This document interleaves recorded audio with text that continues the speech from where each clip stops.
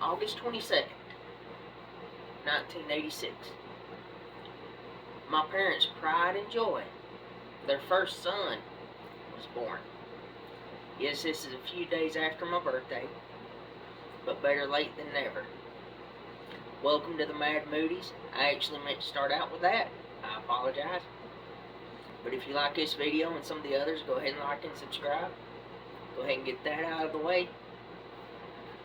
But you see, as I said, I was born August 22nd, 1986, to Ron and Sharon Moody in Dalton, Georgia.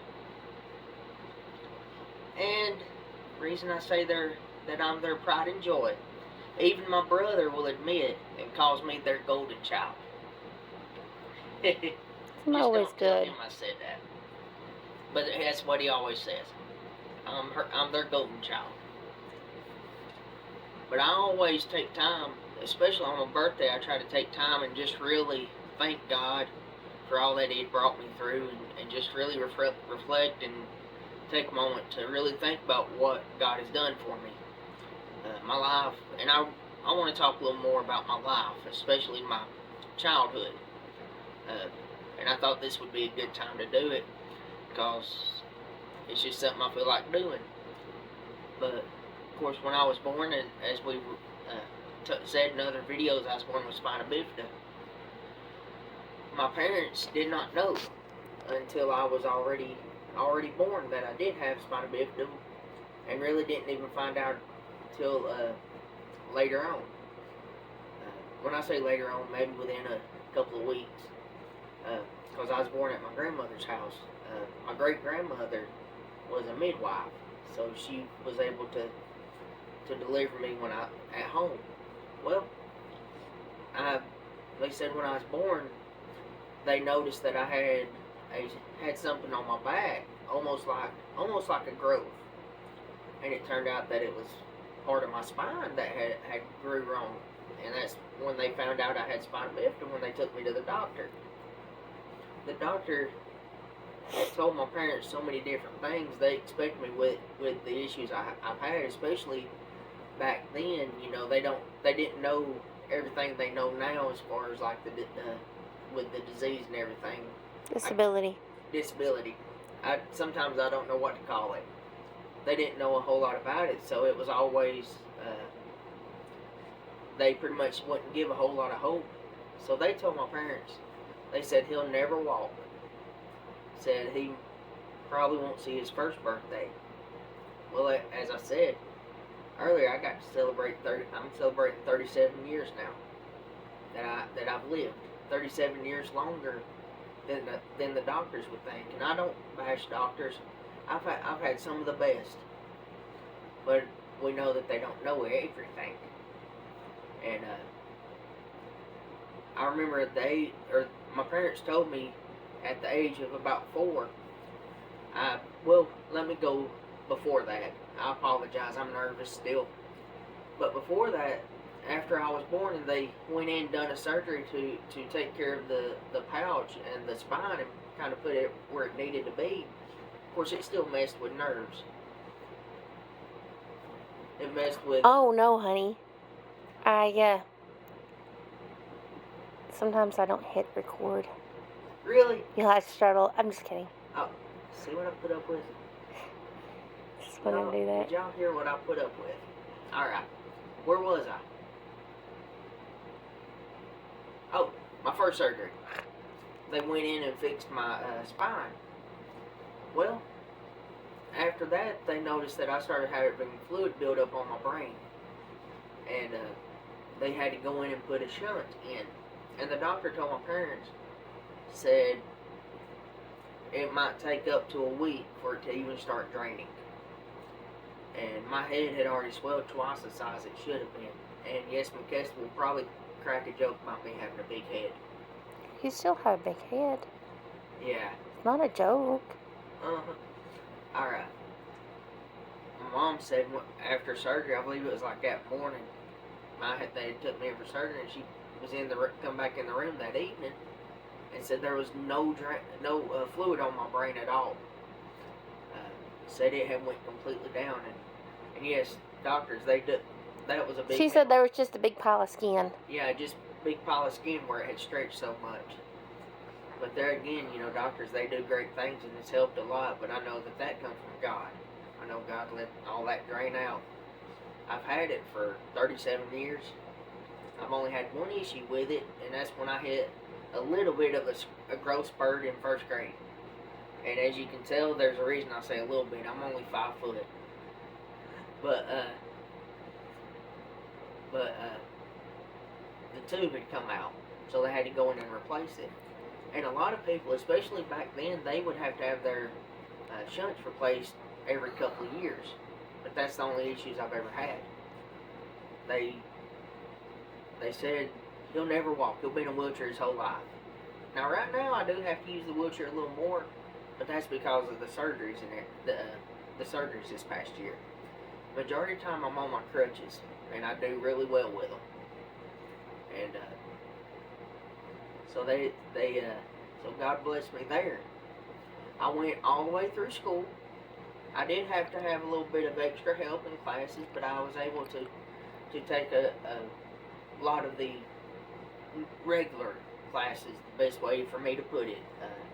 I'm thankful I didn't have to go into special education classes. I did have a teacher that would help me with my schoolwork, just making sure everything was organized and I got everything done, and that I was able to get a little help when I needed to. They had certain things I could do at school to kind of help me along. Well, went through all that and graduated high school with a 3.25 GPA, which I know there's a lot more smart people than that. I guess that would be considered average. But for me, when the doctors and my family didn't know wasn't even sure I would be able to go to school, you know, that made me excited that, you know, I was able to accomplish something. Throughout school, one of the reasons I kind of struggled is because of the surgeries I would have.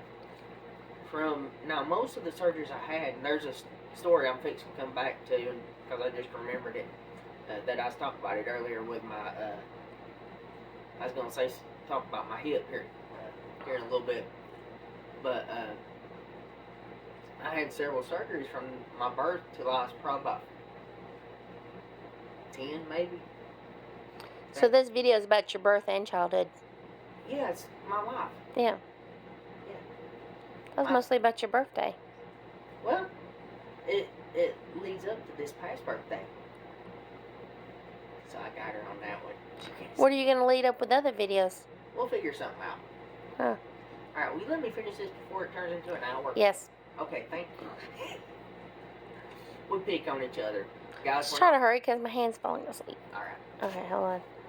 Other hand. We pick on each other. We're not mad at each other. We just cut up. Most of the time, we're not mad at each other. Alright. So from like my birth till about 10 years old, I had the majority of my surgeries. Well, as I had rehearsed in one of the other videos, I've had almost 30. So I really struggled elementary school. I would have to miss a lot of classes. But I tell you, while I was there, I was so thankful for the ones that I got to go to school with. I guess everybody has a fear of being mistreated, bullied, you know, not included. To an extent, yes, I had to deal with that a couple of times. Maybe just a handful of times the whole time I was in school. But I was always included. I had friends that, hey, if they were out playing basketball or football, they'd holler at me so I could go out there and play with them. And it was funny, I normally wasn't picked last, but with a good reason, especially when we played basketball. I had a tendency to use my crutches, and I've been known to probably break a few fingers playing basketball because I'd try to steal the ball. Or if we was playing football and somebody tried to get around, I'd trip them. Yeah, when I was a kid, I was mean. I used my crutches. When a kid? I did, but it was so much fun. But they'd always just make sure I was included. I'll tell this story. One of my best friends, Caleb Callahan, I think we started going to school 6th grade, I think, was the first year we had one in the same school. And I remember our senior year, we were playing I believe it was Dalton, and that was our big rival, Dalton High School, and we beat them. So I run up to Caleb, congratulate. I was like, man, y'all did it. And he said, no, we did it. He always made sure I was included. Well, graduated high school. Said, I've already talked about me being a minister. And guys, my life is awesome. It's not always easy.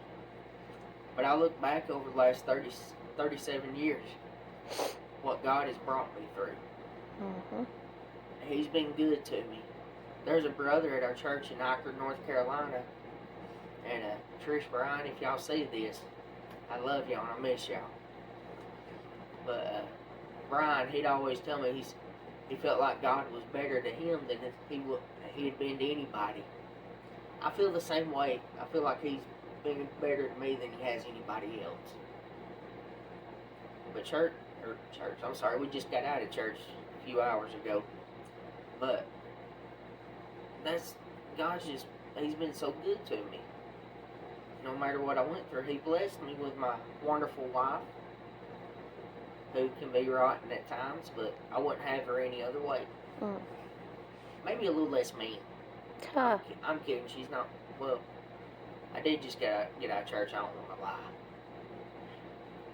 I'm playing. I love her. But God has blessed me so much. I told my parents, I said God knew what he was doing when he let them be my parents. If it weren't for them raising me the way they did, I wouldn't be where I'm at today. I wouldn't be able to be as independent as I am today. And I just kind of want to get on here and talk a little bit about my life. But guys, we'll see you later from the Mad Moodies. And don't forget to like and subscribe and share. I forget about that part. Share our videos. Alright, bye guys. Y'all have a good day.